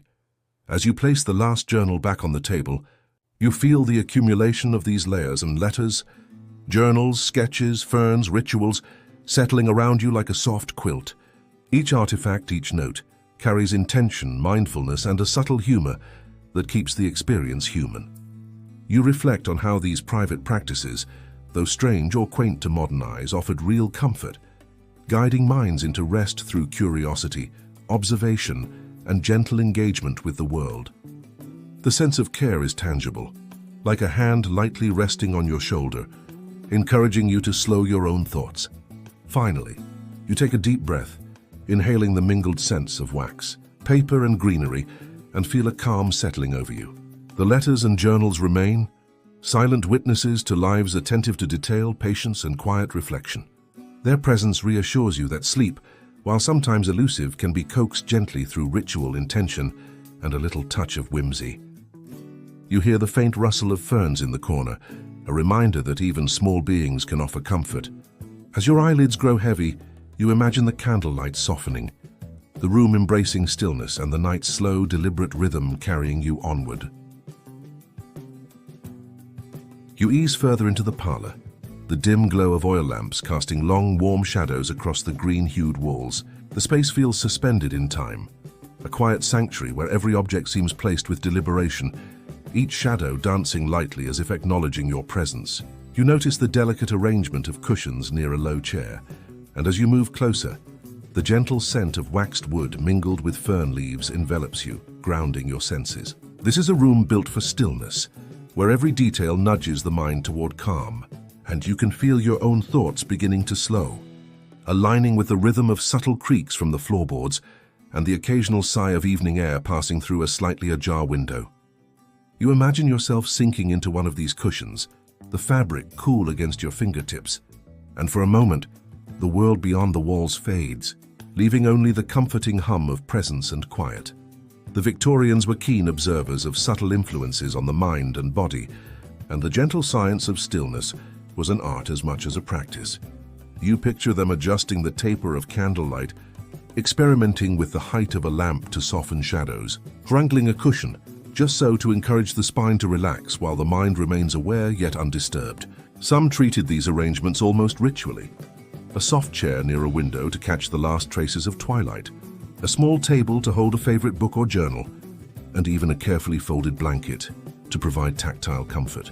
It's charming, almost amusing to consider how many layers of thought went into creating a space designed simply for being present, but there is a gentle wisdom in the attention to environment. You trace your fingertips along the edge of a cushion, feeling the weave, and smile at how such small actions might have held profound significance in aiding restfulness. Breathing patterns were central to this practice of stillness. You notice the faint notations in one journal about measured inhalations and deliberate exhalations, as if the writer were both chronicler and practitioner of their own physiology. You inhale slowly, matching the rhythm suggested in the page, and feel your shoulders loosen, the tight coil of modern tension unspooling gently. The Victorians understood, perhaps intuitively, that breath could anchor the mind, drawing attention away from restless thoughts and into the immediacy of the present. Some recommended counting breaths in conjunction with observing the sway of a nearby fern, merging the external and internal into a single calming meditation. The historians still debate the actual efficacy of such methods, but the dedication to aligning body, mind, and environment is undeniable. You find a quiet satisfaction in participating, if only briefly, in a ritual whose purpose transcends the mere passage of time. Light itself was treated with almost reverent care. You watch as a faint flicker of flame dances across the edges of a painted fern, and you imagine how deliberate the positioning of lamps and candles must have been to avoid harsh shadows that might disturb the delicate balance of calm. Some households even used colored glass to tint the glow, creating a subtle harmony of warmth and serenity. You chuckle softly, thinking of modern attempts to recreate this effect with mood lamps and scented candles, realizing that the underlying intention, crafting a gentle, enveloping environment, remains remarkably similar across centuries. The interplay of shadow and light, the gentle flicker that hints at motion without startling the mind, becomes a lullaby in itself, coaxing thoughts to slow and awareness to settle, stillness extended to posture and movement. You notice a slender carved stool positioned near a low table and imagine someone sitting there with feet flat on the floor, spine upright but relaxed, hands resting lightly on the lap or the edges of a book. The way the body is arranged, according to period guides, influences the mind as much as breath or light, a subtle feedback loop between comfort and focus. Even minor gestures, turning a page slowly, adjusting the curl of a fern leaf or brushing a stray hair from one's face, are imbued with attentiveness. You smile gently, picturing these movements as a form of meditative choreography, modern yoga and mindfulness practices echoing long-forgotten, quietly observed routines. Some historians debate whether the strictness of posture was necessary for the effects noted, but it is clear that the deliberate consideration of every physical nuance created a sense of order and tranquility that the mind responded to naturally. As you settle slightly deeper into your imagined seat, you become aware of the faint sounds that complete the room's atmosphere. The distant tap of a clock, the occasional sigh of wind through the window, even the subtle rustle of a fern, all contribute to a layered soundscape that guides attention inward rather than outward.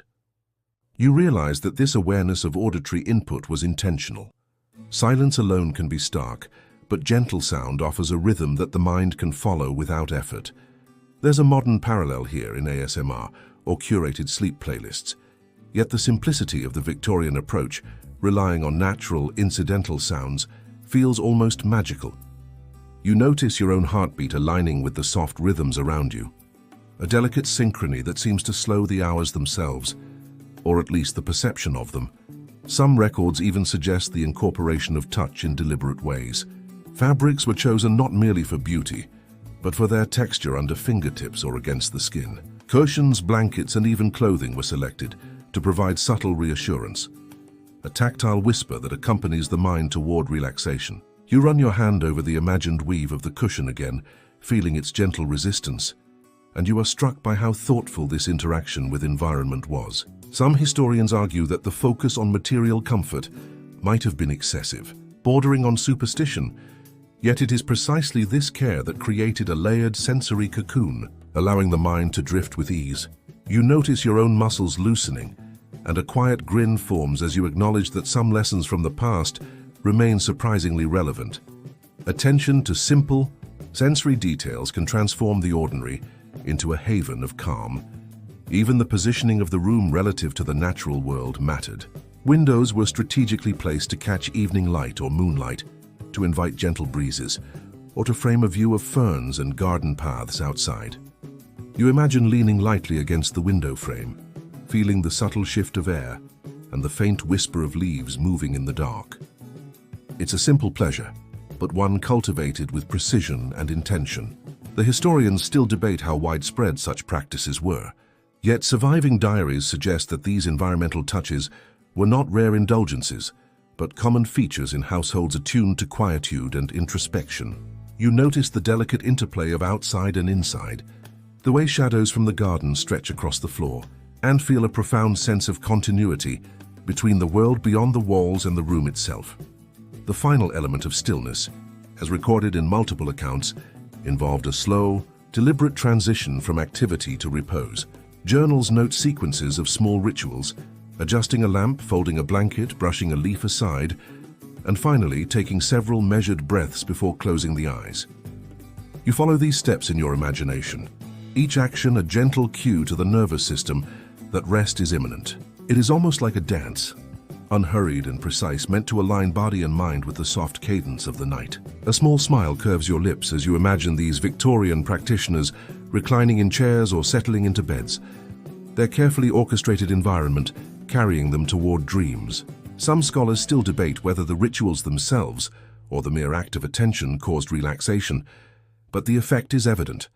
Time slows, and the mind finds ease. You feel your own thoughts growing softer, less insistent, as if the room itself were absorbing distraction and leaving only serenity.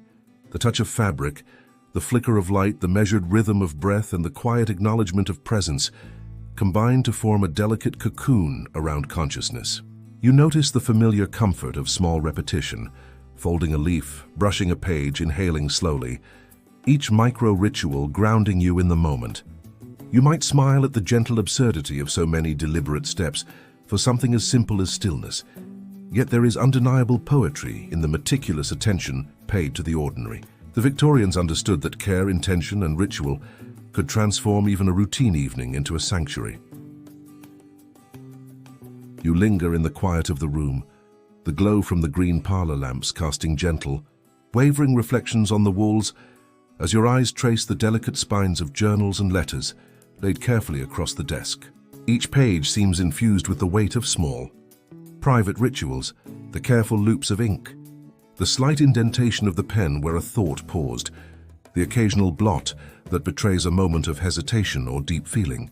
You pick one up, feeling the texture of the paper, slightly rough beneath your fingertips, and you imagine the person who once held this very pen, their fingers wrapped delicately around it, pausing now and then to consider the right word, the right sentiment, as if the very act of writing could guide them into a softer evening.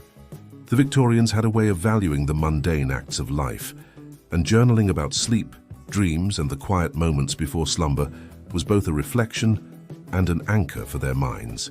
You smile softly, noticing how the scent of aged paper mingles with the subtle green aroma of ferns nearby, creating an almost meditative atmosphere that draws you deeper into the calm of the evening. These letters and sleep journals were more than mere recordings. They were companions in solitude. You imagine someone curling into a high-backed chair, the warmth of a blanket across their lap, quill in hand, ink slightly smudging as they carefully trace their thoughts about the day's anxieties, the fleeting joys and the small secret comforts they found in the shadows of domestic life. The act of writing itself became a soothing ritual, a way to untangle the knots of restless thinking, much like the gentle breathing exercises you practiced in the last room. You run your fingers along a faint crease in the paper, following the curve of the inked letters, and feel the subtle vibrations of human presence echo across time. Historians still debate how widespread such practices were, or whether the observations recorded were exaggerated for the sake of propriety. Yet the surviving volumes offer an intimate portal into the rhythms of daily life that were often overlooked in broader historical accounts. So it's fascinating, almost whimsical, to consider that the act of putting pen to paper could serve as both confession and lullaby, tethering thoughts in a gentle embrace until the mind surrendered to sleep. You notice the meticulousness with which these journals were kept, margins ruled, dates annotated, sometimes with weather conditions or notes on the quality of light at the time of writing. The Victorians were attentive to patterns, believing that by cataloguing the small elements of daily life, one could discern deeper truths about the mind and body. You imagine a young woman recording not only her waking concerns, but also the minutiae of her environment, the slight draft through a window, the shimmer of moonlight on a fern frond, the scent of lavender from a nearby sachet. Even minor details were woven into the narrative, creating a rich tapestry that blended observation, emotion, and ritual. Some historians argue that these details were largely decorative, a form of social performance, while others contend that the intentionality behind every observation reflects a genuine, perhaps intuitive, understanding of self-care and mental regulation. You breathe softly, sensing how the deliberate attention to environment, rhythm, and sensory input could serve as a stabilizing force in moments of anxiety or insomnia.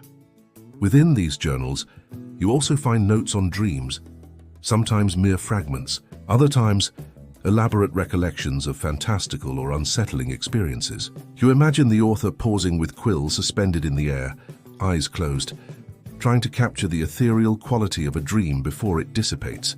The Victorians often believed that dreams were messages from the subconscious, or glimpses into another realm, and recording them was both an act of curiosity and of self-soothing. Some recorded the position of the bed, the time they retired, or even the posture of the body during sleep, linking these variables to the quality of their nocturnal rest. You smile quietly, thinking of the modern equivalents in sleep tracking apps and journals, and feel a connection across time. Despite changes in technology, humans have always sought to understand the delicate balance between wakefulness and slumber. Scholars continue to debate whether these meticulous notations had measurable effects on sleep, or were merely reflective of a cultural obsession with control and order. Yet the intimacy of the writing suggests a very personal, almost sacred, relationship with the practice. You trace a line of ink that meanders down the page, imagining the hand that made it trembling slightly with fatigue or excitement. These small imperfections humanize the historical record, reminding you that the pursuit of rest and reflection was, for many, an ongoing struggle. Some entries mention herbal teas sipped before bed, the gentle ticking of clocks, or the occasional consultation of a fern guide, a curious inclusion that links the domestic and natural worlds. You ponder the idea that in blending botanical observation with personal reflection, the Victorians were creating a multi-sensory method of preparing the mind for rest. Integrating sight, scent, sound, and touch, you take a slow breath, feeling your own body respond to the imagined rituals, the alignment of environment, attention, and movement subtly urging relaxation. Historians still debate whether these journals were widely emulated or limited to a particular social class. Yet the evidence that survives paints a vivid picture of lives attuned to both the inner and outer worlds, guided by the gentle rhythms of daily life. Some entries are playful, almost whimsical, noting the amusing incongruities of day-to-day existence. The cat that always insists on sitting atop the evening reading lamp, the servant who rearranges cushions in unexpected ways, or the occasional smudge of ink that resembles an abstract fern frond. You chuckle softly, recognizing the universality of such small irritations and pleasures, and notice how laughter, even quiet and private, serves as a gentle balm to a restless mind. In these moments, the journals transcend their utilitarian purpose, becoming companions in solitude, mirrors reflecting both the world and the writer's internal landscape. Scholars debate whether humor was a deliberate inclusion or an incidental observation, yet its presence adds warmth and texture to the otherwise meticulous record. You lean back slightly, imagining the subtle cadence of laughter echoing softly through the room, and feel the intimate connection between past and present, observer and observed, calming and familiar. The entries also reveal a deep awareness of temporal rhythms, dates, lunar phases. Even the position of the sun are carefully noted, suggesting a belief that external cycles influence the quality of rest and mental clarity. You follow your finger across a page, noting a crescent moon evening, restless but calm with tea, and imagine the care with which the author aligned personal rituals with cosmic patterns. It's a reminder that the practice of reflection and preparation for sleep was holistic, embracing both human and natural cycles. Historians still discuss the extent to which these beliefs were grounded in empirical observation versus cultural custom, but the effect remains. Attention to pattern and rhythm imbues ordinary life with a sense of purpose and stability. You feel your own heartbeat syncing with the imagined cycles, the slow rise and fall of breath echoing the gentle ebb and flow of lunar light across the page. Even the physical act of opening a journal was ritualized. You imagine the gentle cracking of the spine, the rustle of pages, the careful placement of a quill nearby. These gestures, small and deliberate, create a sense of ceremony, signaling a transition from the busyness of the day to the quiet introspection of evening. The historians debate whether such attention to ritual was psychologically necessary or merely culturally prescribed, yet the tactile engagement itself is soothing, a bridge between intention and experience. You place your hand lightly on the imagined book, sensing the subtle resistance of the page under your fingers, and allow the action to anchor your attention, drawing you inward. There is an almost hypnotic quality to these small intentional movements, guiding thought into calm reflection without effort. As you continue exploring, you notice annotations in the margins, questions, observations, fleeting thoughts that never made it to a formal narrative. They are intimate traces of curiosity, doubt, and self-reflection, revealing that even in moments of quiet, the mind was active, exploring connections, testing hypotheses, and gently negotiating the boundaries between wakefulness and rest. You smile at the universality of these impulses, recognizing your own mind in the margins of the past. Some historians argue that these marginalia are evidence of the educational and social milieu of the time, while others suggest they represent genuine attempts at self-understanding. You breathe slowly, sensing that regardless of interpretation, these small marks illuminate the continuity of human introspection, the gentle pursuit of calm amid the ever-present stirrings of thought. You step lightly into the quiet glow of the evening, feeling the air settle around you like a soft blanket. The room seems to breathe in tandem with your own movements, each inhalation and exhalation echoing faintly against the walls lined with ferns, books, and remnants of carefully tended gardens. Tonight, the air carries a faint scent of pressed leaves and ink, mingling with the ever-present warmth of oil lamps, and you notice how the glow bends gently across the surface of a polished wooden desk, where sketches of fronds lie scattered, like the calm thoughts of someone finally at peace. The Victorians, in their meticulous attention to domestic ritual, believed that even the placement of objects could influence the mind's quiet descent towards sleep. And as you move among them, your steps soft and measured, you almost feel as if you are participating in the same unspoken choreography. You remember the delicate care with which letters and journals were maintained, and now you see how these small, repeated actions, arranging a sketch, adjusting a candle, smoothing a page, were intended to shape the mind's final hours before rest. You laugh quietly to yourself at the thought that by today's standards, this level of ritual might seem as elaborate as setting up a smart home for optimal sleep conditions. Yet there's a charm and intimacy here that technology rarely captures. You linger near the ferns, tracing your fingers lightly over the textured surface of a leaf, and you remember how those same plants, in rooms of the green parlors, were believed to guard against restless spirits and to guide dreams into gentler territory. The Victorians paid attention to the alignment of plants with windows and light sources, convinced that both position and type affected not only the aesthetic, but the unseen currents of energy within the room. You hear the faint whisper of leaves rustling, even if only from your imagination, and it is as if the plants themselves are participating in the quiet ceremony of preparing for sleep. Historians still debate whether these beliefs were metaphorical or based on a genuine empirical understanding of how environment influences mind and body, yet the consistency of their practice suggests a deep cultural resonance. You breathe slowly, letting the soft rhythmic thought of leaves brushing together mingle with the memory of your own slow inhalations, feeling a gentle calm settle into your chest. Occasionally, a wry smile crosses your face at the thought that in another century, someone might consider your modern diffuser or white noise machine just as mystical, equally capable of coaxing the mind into rest. You approach a low table where journals lie open, their pages curling slightly at the edges. As you skim across the entries, you notice the familiar mixture of mundane observations and reflective insights, weather noted alongside moods, a late-night sketch beside the description of a particularly vivid dream, the occasional commentary on tea or tonic, consumed before bed.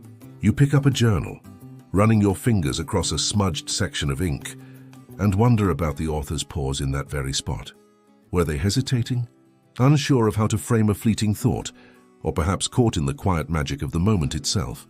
Some historians contend that the detailed cataloguing of these nocturnal rituals served as an early form of mindfulness, a way to anchor the mind in sensory reality as a buffer against the anxiety of wakefulness. Others suggest that the meticulousness was more performative than therapeutic, a socially dictated manifestation of order in a world that prized propriety and routine. Either way, you sense an undeniable care in the handling of these pages, a deliberate act of presence that mirrors your own careful attention as you trace the ink lines and folded corners. A small laugh escapes you, imagining someone centuries later noting your own careful movements across the desk, perhaps thinking you too are performing some secret ritual of calm. In this quiet, you are reminded that the Victorians often believed that the approach to sleep could be as structured as the day itself. Candles were placed at exact distances, curtains drawn at precise angles, and beds adjusted to maximize comfort and alignment with what they thought were subtle energies in the room. Even the choice of plant, a fern in one corner, a violet in another, was sometimes a matter of calculated intention meant to shape the mind's evening trajectory. You remember the slow, almost ceremonial inhalation of lavender or chamomile, the deliberate brushing away of excess clutter, the soft tick of a clock that marked the gentle progression of the evening rather than dictating it. Historians continue to debate how much of this was genuinely about sleep hygiene versus the performance of domestic grace, yet the lived experience is palpable.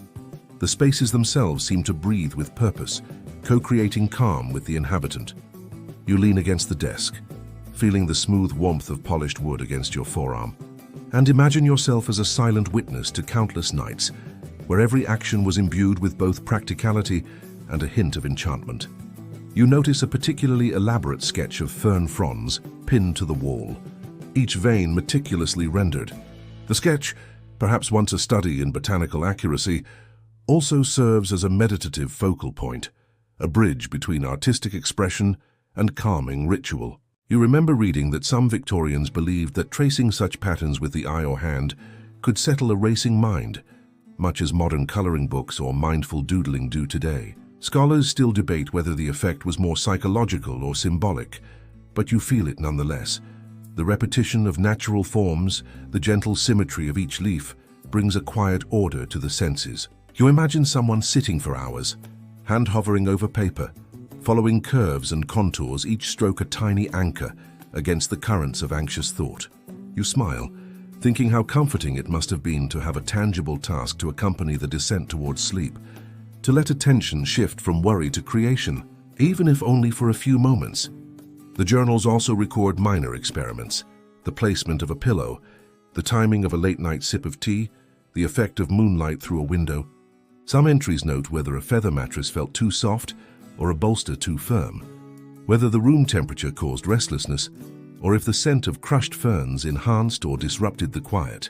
You imagine the careful observation, the slight nod of approval or discontent as they noted the results, and you realize how intricate and patient these nightly routines were. Some historians argue that these experimental approaches reflect a proto-scientific curiosity, a blend of empirical trial and deeply personal narrative. Others claim they were guided more by cultural obsession with propriety and exactitude. You let your eyes drift over the carefully aligned pages, sensing how intention, attention, and environment coalesced to shape a uniquely gentle form of self-regulation, one that asks not for perfection, but for mindful engagement. Occasionally, humor slips between the lines, the unexpected intrusion of a pet, a clumsy servant, or an ink blot that resembled something entirely unintended. You chuckle softly, imagining a small cat tipping over a candle or a quill slipping into ink, the resulting chaos captured in careful script and then lightly annotated with mild exasperation or amusement. These little moments of levity remind you that even in ritual, life intrudes in playful ways, and that laughter, gentle, private, and soft, is a part of the calm. Historians note these entries as evidence of lived experience, not just idealized routine, offering a glimpse of reality amidst ceremony. You feel a warmth spread through your chest as you picture the small, unnoticed smiles that punctuated evenings long past, bridging the gap between historical practice and human nature. You step toward a window, noting the soft shimmer of moonlight over the ferns outside, imagining the gentle swaying of branches casting shadows on the walls, a quiet, moving tapestry of nature's rhythm. The interplay of light and shadow serves as an anchor, a subtle signal to the mind that the world is still, that time is gentle, and that the night is meant for rest. You recall similar observations in journals: the precise way moonlight fell across a fern frond, the sound of a distant carriage on cobblestones, the faint creak of a shutter, each small detail a thread in the fabric of nocturnal tranquility. Historians still debate how much of this was practical observation versus aesthetic indulgence, yet its calming effect is clear. You close your eyes briefly, imagining the movement of light and leaves, the soft creak of hinges, the quiet intimacy of these nightly rituals, feeling the mind soften with each measured breath. You lower yourself gently into the quiet embrace of the evening, feeling the weight of hours and centuries pressing softly around you. A gentle cushion of memory and reflection. The room glows with the last flickers of lamplight, and you notice how shadows stretch long and slow across the walls, echoing the faint curve of fern fronds drawn on paper. Still lingering from hours of careful attention, you let your fingers brush lightly over the edge of a sketch, recalling the long, deliberate strokes, the quiet patience of hands that sought not perfection, but presence. You think about the countless nights long before electricity, when candlelight danced against delicate wallpaper, illuminating the small, intentional gestures of those who labored to make rest not only possible, but sacred. The air smells faintly of ink, dried leaves, and a trace of lavender, each note mingling like a whispered lullaby. You inhale slowly, noticing how the blend seems almost to hold memory itself, as if each scent carries echoes of sighs, of softened laughter, of thoughts unspoken, yet never truly lost. The Victorians believed that every act of care, however small, shaped the mind's passage into rest. You notice the way a chair is angled toward a window, the exact placement of a bolster, the gentle folding of a page in a journal, and you imagine the quiet deliberation behind each choice. Some historians still debate whether these rituals were primarily about comfort, about social performance, or about a subtle understanding of psychological influence, but standing here amidst ferns and sketches and soft light, you feel the truth of their intention. It was never merely about sleep.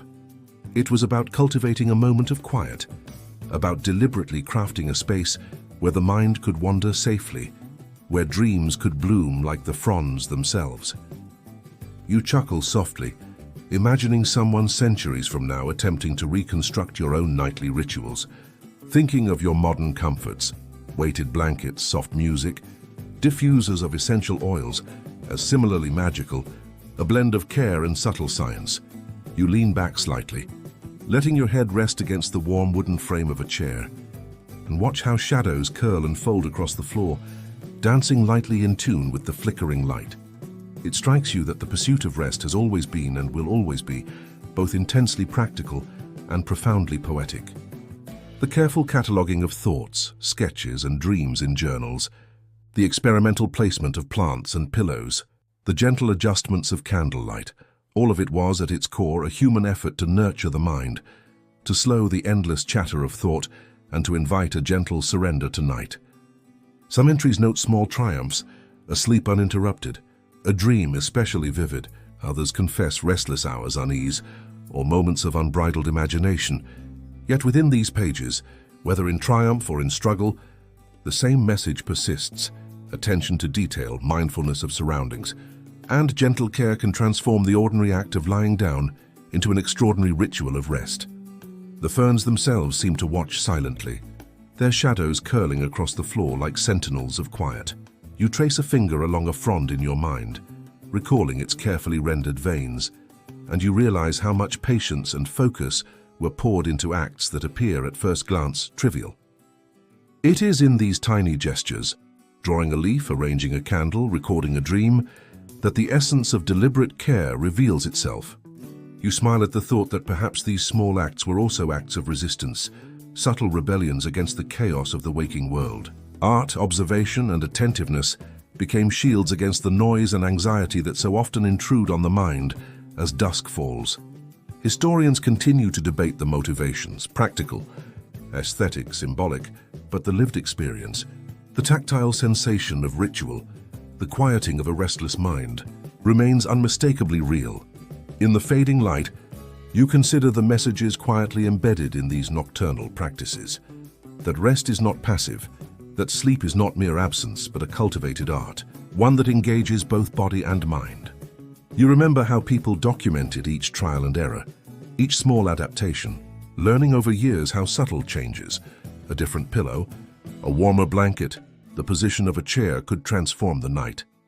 The journals reveal a philosophy that resonates across centuries: patience with oneself, gentle observation of one's environment, and intentionality in even the smallest details all serve to nurture inner calm. Even in our modern world with its screens and notifications, there is value in noticing the small, deliberate acts that allow the mind to drift into peaceful quiet.